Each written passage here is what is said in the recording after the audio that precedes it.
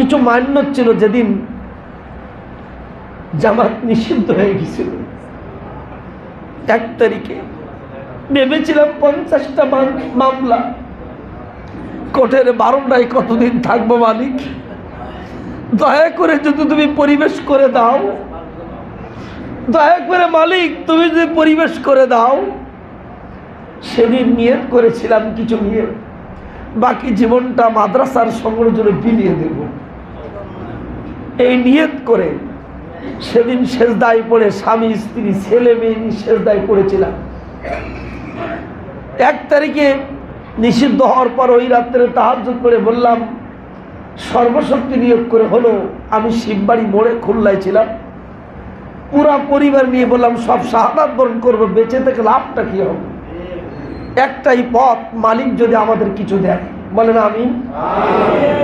5 তারিখের এই মহাবিজয় মালিক দিয়েছেন। 17 বছর ধরে বিএনপি জামাত সহ 7টি দল আন্দোলন করেছে, যে আন্দোলনে কোনো রেজাল্ট আসে নাই। কথা ঠিক কিনা? কিন্তু আমরা মনে করছি অনেক বড় হয়ে গেছে।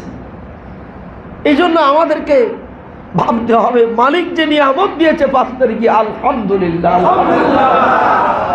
আপনার কি মনে করেছেন কবির ভাইয়ের নামে কতটা মামলা, আমার মোহাম্মদ ভাইয়ের কতটা মামলা?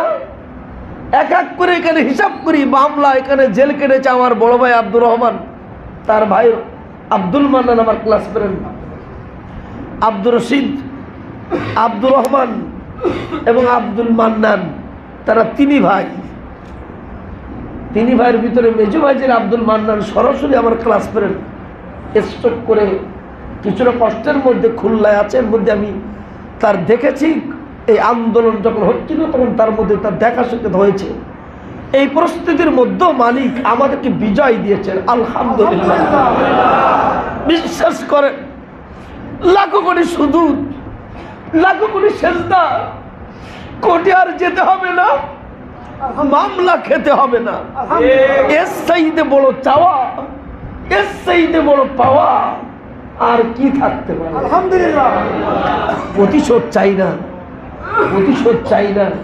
আমরা তাকে বিলিয়ে দিয়ে চরিত্রের মাধ্যমে মানুষ আমাদের দলে আসুক, এটাই থাকবে আমাদের একমাত্র চাওয়া এবং পাওয়া। ভাইরা আমার, গরু বেচেছি, আপনারা বেচেছেন, ওদিক থেকে হাজির ওসি সাহেব সালাম দিয়েছে, কি কথা ঠিক না? মাছ বেচেছেন, ওসি সাহেব রাস্তায় বসে আছে, ওসি সাহেব ডাকতেছে, স্যার সালাম দিয়েছে। মাছ বেচা, ঘেরের মাছ বেচা, গরু বেচা, ছাগল বেচা টাকা, ধান বেচা টাকা, সামনাসামনি পুলিশ এসে হাজির। কেউ ভালোভাবে ঘুমাতে পারেনি। 5 তারিখের পরে আমরা কাউকে তাড়াই দেইনি, অপরাধ তাদেরকে তাড়িয়ে দিয়েছে।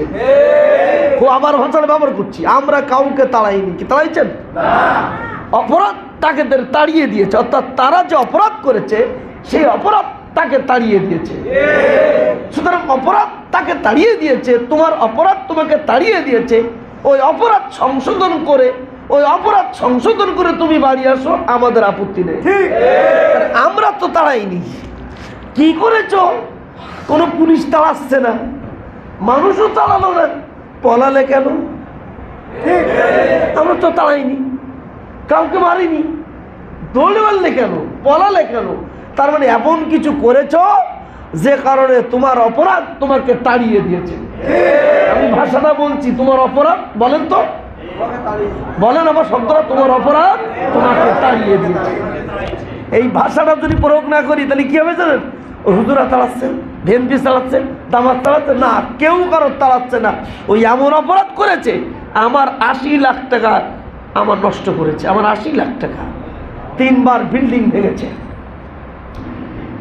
আজকের গেছি লতিফ টিভির বাড়ি, ও একদিন ব্রিফ দিচ্ছে, আমার বলছে যে আমার পাশাপাশি আয় একেবারে, মানে এক জায়গায় বাড়ি। আমি কথাটা এই জন্য বলছি, বাড়িতে বলে ঘরে থাকে কিনা, দারোয়ান বলছে কেউ না। কেউ যদি না থাকে তাহলে ঘর ভাড়ার টাকাগুলো সব আমার কাছে দেবা, যত লোকে ঠকাইছে আমি বসিয়ে দেবো।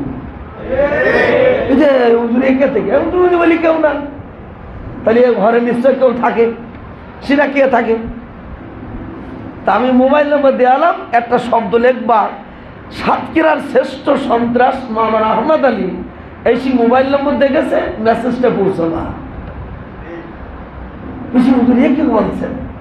আমি উনি আমার কাস্টডি দাঁড় করে জজ সাহেবের সাথে বলেছিল এক পাশাপাশি আইন, আমার বাপেরও চেনে, আমার পরিবার চেনে, আমাকে চেনে, আমি কে, আমার পরিচয় কি, এক মাঠে পালন এক মাঠে লালন।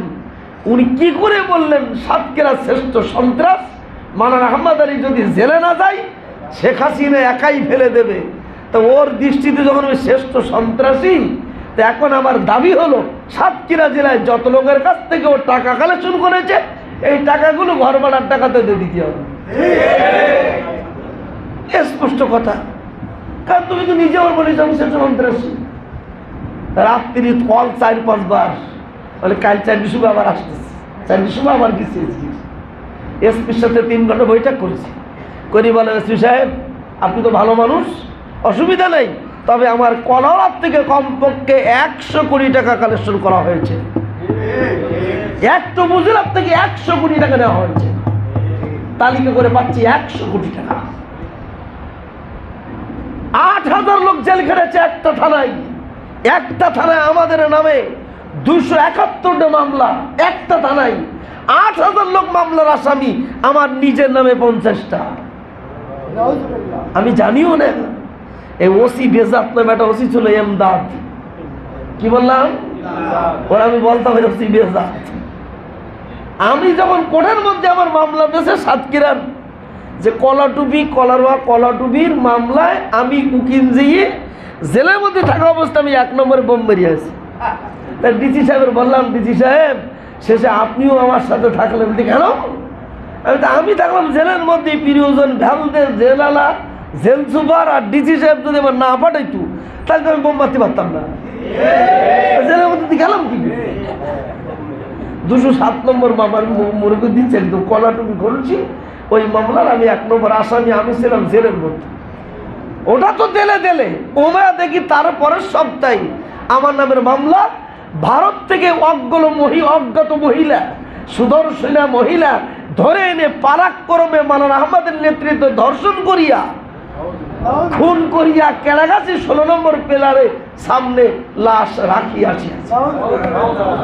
সেই মামলার আমার ধরে রিমান্ড দিয়ে এই 4 হাত পা ভেড়ার সাথে একটা না 12 দিন 2 পায়ে বেড়ি 2 হাতে বেড়ি একটা না 12 দিন সদর হাসপাতালে আমাকে শুয়ে রেখেছে। ও যখন আসতো আমি হাসতাম, বলছি তোমার কষ্ট হয় না? আমি এই জন্যই কষ্ট হয় না যে আপনার মতন শয়তানের সামনে হাসা ছাড়া আমার কিচ্ছু নেই। আমার একটাই দিক, আমার মালিক আমাকে ধৈর্য ধারণ করার তৌফিক দিয়েছেন। সুবহানাল্লাহ।